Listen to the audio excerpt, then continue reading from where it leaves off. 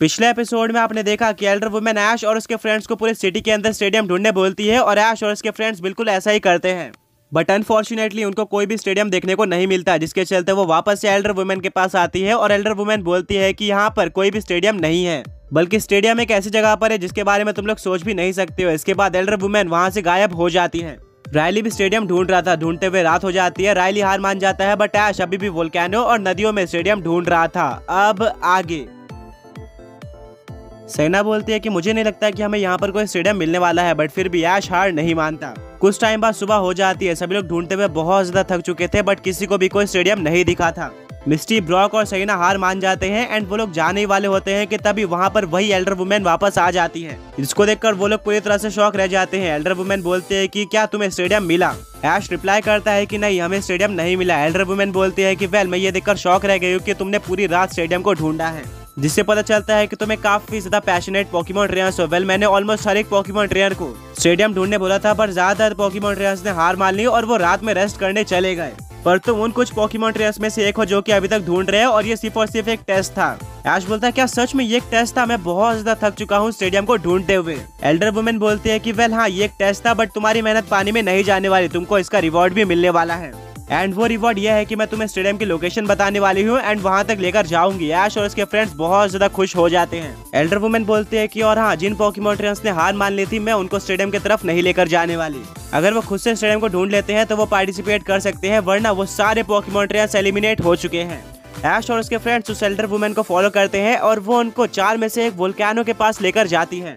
मिस्टी बोलती है कि हम वोल्केनो के पास क्या कर रहे हैं? एल्डर वुमेन रिप्लाई करती है कि क्या तुम्हें याद है, मैंने तुम्हें बताया था कि स्टेडियम एक ऐसी जगह पर है जिसके बारे में तुम सोच भी नहीं सकते। ऐश बोलता है कि हाँ, हमें याद है। एल्डर वुमेन बोलती है वेल, तो स्टेडियम ये वोल्केनो ही है। इस वोल्केनो के अंदर एक क्वेस्ट होने वाला है एंड शायद ही कोई पोकेमॉन ट्रेनर इनको ढूंढ पाता। 4 में से ये वोल्केनो एक्टिव नहीं है, यानी कि ये बैटल करने के लिए सेफ है, बट इस वोल्केनो के अंदर बैटल होने वाली है। कुछ पोकेमॉन जो कि यहाँ पर अडेप्ट कर सकते हैं और इस गर्मी को सह पाते हैं, वही इस टूर्नामेंट को जीतने वाले हैं। ऐश, ब्रॉक, मिस्टी, सेना सभी लोग सरप्राइज हो चुके थे ये जानकर कि वोल्केनो स्टेडियम के अंदर है। स्टिल वो लोग एल्डर वुमेन को फॉलो करते हैं और वो सीढ़ी चढ़ते हुए सबको वोल्केनो के टॉप पर लेकर जाती है, जहाँ पर बैटलफील्ड बनी हुई थी, बट वो पूरी की पूरी वोल्केनो के ऊपर थी और नीचे मैग्मा था। अगर कोई भी पोकेमॉन गलती से इस बैटलफील्ड से फिसल जाता है तो वो डायरेक्टली मैग्मा में गिरेगा और शायद सरवाइव नहीं कर पाएगा। मिस्टी बोलते हैं कि मुझे ऐसा लग रहा है कि मैंने कभी और तो इस बैटलफील्ड को देखा है जहाँ पर ऐश ने बैटल करी हुई है। ब्रॉक बोलता है कि हाँ, तुमने बिल्कुल सही पहचाना। ऐश ने कैंटो रीजन में एक ऐसी बैटलफील्ड के ऊपर बैटल करी थी जहाँ पर वो 7 जिम बैटल में ब्लेन और उसके मैगमार से बैटल करता है एंड वहाँ पर चार्जार्ड मैगमार को डिफीट भी कर देता है। यहाँ पर बैटल करके डेफिनेटली ऐश की कुछ पुरानी यादें ताजा होने वाली है। ऐश बोलता है कि हाँ, मैं बहुत ज्यादा एक्साइटेड हूँ यहाँ पर बैटल करने के लिए।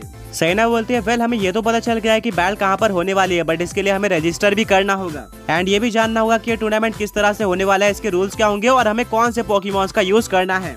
एल्डर वुमेन बोलती है कि मैं सबके प्रोग्रेस को नोटिस कर रही थी, बट ऐश बहुत ज्यादा मेहनत करता है और इसी को देखते हुए मैंने ऑलरेडी ऐश का नाम रजिस्टर कर रखा है एंड यहाँ पर तुमको एक ऐसे पोकेमॉन का यूज करना है जो कि वोल्केनो में लड़ने के लिए बहुत ज्यादा अच्छा हो एंड यहाँ पर वो सरवाइव कर पाए, क्योंकि टूर्नामेंट इसी के रिलेटेड होने वाला है।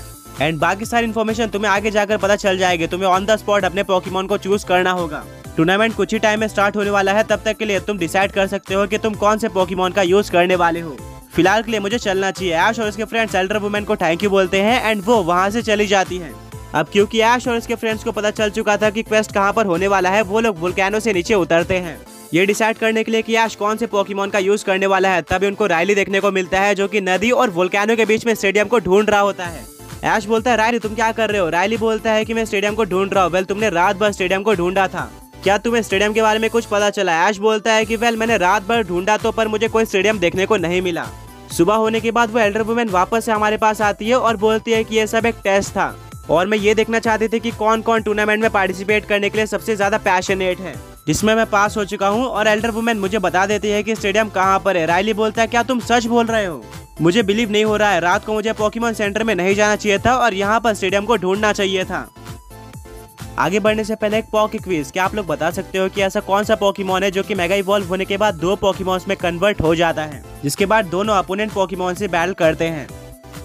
पर अब क्योंकि तुम्हें पता चल चुका है कि स्टेडियम कहाँ पर है, क्या तुम मुझे भी बता सकते हो? ऐश बोलता है कि नहीं, एल्डर वुमेन ने हमें बताने से मना किया है, बट अभी भी तुम ढूंढ सकते हो कि वो स्टेडियम कहाँ पर है, तभी तुम पार्टिसिपेट कर सकते हो, वरना तुम एलिमिनेट हो जाओगे। रायली बहुत ज्यादा फ्रस्ट्रेटेड हो जाता है और वो स्टेडियम को ढूंढना कंटिन्यू करता है। कुछ ही घंटे बचे हुए थे टूर्नामेंट को स्टार्ट होने में। ब्रॉक, मिस्टी, सैना और ऐश एक एक करके सारे पोकेमॉन्स के ऊपर बात करते हैं और अल्टीमेटली डिसाइड कर लेते हैं कि ऐश यहाँ पर कौन से पोकेमॉन का यूज करेगा। ऐश उस पोकेमॉन के साथ ट्रेनिंग करना भी स्टार्ट कर देता है।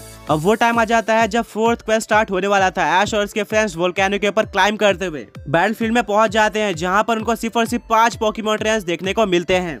तभी उनको देखने को मिलता है कि अपने कैनियन, फ्लाइंग और फायर टाइप पोकेमॉन का यूज करके चेयरमैन वहां पर आ जाता है एंड बोलता है कांग्रेचुलेशन, तुम 6 पोकेमॉन ट्रेनर्स वो हो जो कि कम्पीट करने वाले हो 4th क्वेस्ट में। अगर मैं गलत नहीं हो तो तुम सब ने टेस्ट को पास कर लिया है। वो सारे 6 पोकेमॉन ट्रेनर्स बहुत ज्यादा कंफ्यूज होते हैं, क्योंकि आज तक उन्होंने किसी भी क्वेस्ट के अंदर इतने कम पोकेमॉन ट्रेनर्स को पार्टिसिपेट करते हुए नहीं देखा था। चेयरमैन बोलता है, वेल मैं जानता हूँ कि आप लोग बहुत ज्यादा सरप्राइज्ड हो, बट 4th क्वेस्ट में ऐसा ही होता है।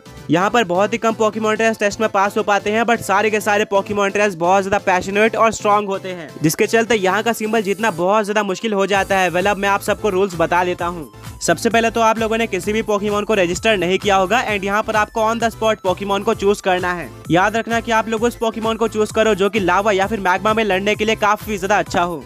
अगर आप लोगों ने डिसाइड कर लिया है तो सब एक एक करके अपने पोकेमॉन्स के नाम रजिस्टर कर दो। ऐश अपने पोकेमॉन का नाम रजिस्टर कर देता है। चेयरमैन बोलता है, ओके तो सबने परफेक्ट पोकेमॉन को चूज किया है। वेल अब मैं आपको रूल्स बता देता हूँ। क्योंकि यहाँ पे पोकेमॉन ट्रेनर्स के नंबर्स बहुत कम है, इसीलिए सारे पोकेमॉन ट्रेनर्स को एक साथ बैटल करना है। सभी लोग पूरी तरह से शॉक रह जाते हैं। मिस्टी बोलती है, ये कैसे पॉसिबल है, सारे पोकेमॉन ट्रेनर्स एक ही बैटलफील्ड में कैसे बैटल कर सकते हैं। चेयरमैन बोलता है कि यहाँ पर 6 के 6 पोकेमॉन ट्रेनर्स को अपने अपने पोकेमॉन को एक साथ बैटलफील्ड में भेजना है। सारे पोकेमॉन आपस में बैटल करेंगे और जो भी पोकेमॉन लास्ट में बचा रह जाएगा और डिफीट नहीं होगा, वही इस टूर्नामेंट का विनर बन जाएगा एंड उसका ट्रेनर सिंबल जीत लेगा। ब्रॉक बोलता है, ये तो बहुत ज्यादा यूनिक है एंड शायद ऐश के पास इसका एक्सपीरियंस नहीं है। ऐश बोलता है कि शायद तुम भूल रहे हो कि मैं अलोला का चैंपियन हूँ।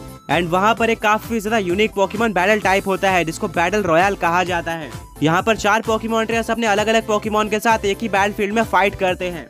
जो पोकेमॉन आखिर तक खड़े रहता है वही विनर बन जाता है। और ऐसे एक बैटल मैंने गला रीजन में भी करी थी, जहाँ पर मैं वापस अलोला गया था एंड वहाँ पर एक बैटल रॉयल होता है जहाँ पर मैं, प्रोफेसर कुकुई, कियावे और ग्लेडियन पार्टिसिपेट करते हैं। सभी अपने अपने पोकेमॉन्स को चूज करते हैं। मैं चूज करता हूँ पिकाचू का और लास्ट में पिकाचू सबको डिफीट करके जीत जाता है। एंड ये उसी का अपग्रेडेड वर्जन है जहाँ पर 4 पोकेमॉन ट्रेनर्स के बदले 6 पोकेमॉन ट्रेनर्स कम्पीट करेंगे। सैना बोलती है, वाह ऐश, इसका मतलब तुम्हें बैटल रॉयल और वोल्केनो पे लड़ने का एक्सपीरियंस है। ऐश बोलता है कि हाँ मैं इस बैटल के लिए पूरी तरह से रेडी हूँ। चेयरमैन बोलता है, रुक जाओ, इतनी जल्दी मत करो, इसमें एक और ट्विस्ट है।